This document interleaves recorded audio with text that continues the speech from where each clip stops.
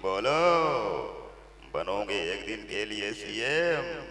Live telecast चल रहा है बच्चों। आइए एक बार अरमान बाबू से ढेर सारा सॉन्ग सुनेंगे हम। लिटिल पहुंच एंड बिग फायर। और हमारे कैमरे वाले भाई कंटिन्यू आप फोकस कीजिएगा, ठीक है। आप लोग जो है ना जब वीडियो कल पोस्ट करते हैं तो बोलते हैं कि आज जो है ना कल यही पोस्टिंग में लिखा हुआ रहेगा, हम देखेंगे अनुपमा यादव ने शाहरुख खान को रेला, उसको जो है क्या और क्या लाल घगरा पे डांस कराया, ठुमका लगाया, हो मनी भोर बहुत सारा, है ना। सही बोला ना, ये चीज तो कल लिखा हुआ आएगा ही। कल आएगा, ये नहीं आएगा, कल आएगा। ये देखिए शाहरुख खान ने हार मान ली अनुपमा यादव से। हाँ, कुछ तो आएगा ही।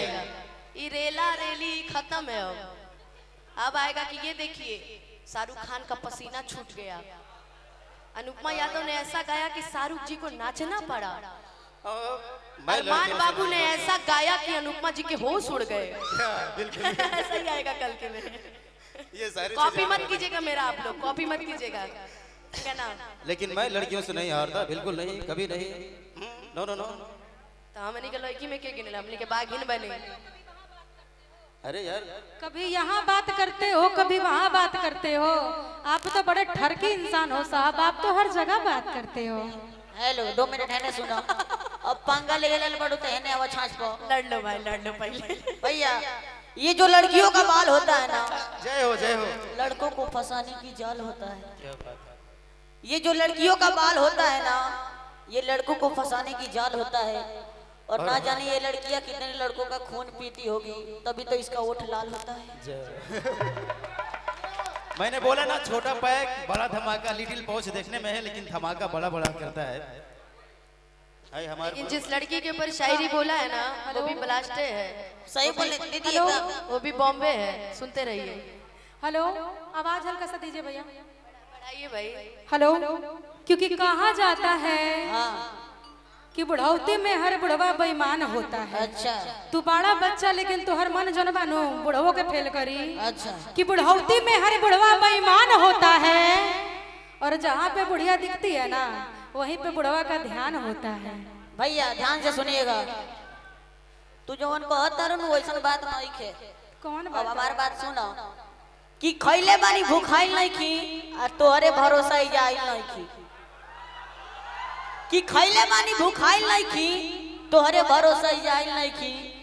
अरे प्रियंका, आई चढ़ल जवानी पे गुमान मत करो। हमार भाइयों लो तारा प्यार खातिर खखुआइल नहीं की। सुनो सुनो सुनो, कहल जाला हाँ। कि चटनी के ऊपर चोखा का करी। अच्छा। कि चटनी के ऊपर चोखा का करी, आ तारा ऐसा मौगा ब्यास हमरा से धोखा का करी। ए भैया, ये जो बुझाता ना के मौगा बा, एक बार हाला करके बताई लो। नहीं, अरमान अरमान मेरा भाई है। तो वो हमार बहन है। हाँ। लेकिन स्टेज पर ना, स्टेज से बाहर। स्टेज पर कोनो बहन ना, क्योंकि दीदी हम लोग अभी स्टेज पे हर व्यवहार करते हैं, जैसे कभी प्यार वाला हो गया, रोमांटिक वाला हो गया, तो इसीलिए स्टेज पे कोई दीदी नहीं, स्टेज से नीचे दीदी, और स्टेज के ऊपर आए हाय चलना रे। ये बोल रहे हैं कि आप भी कुछ कमेंट कीजिए। अगर मैं भी कमेंट करने लगूंगी तो इनके मेरे में अंतर क्या रह जाए। सही बात है। मैं इनसे बड़ी हूँ इसलिए यही बोलूंगी, अब झगड़ा झगड़ा बंद करो, गायकी शुरू करो। एकदम एकदम। सब गाना सुनने के लिए आए हैं।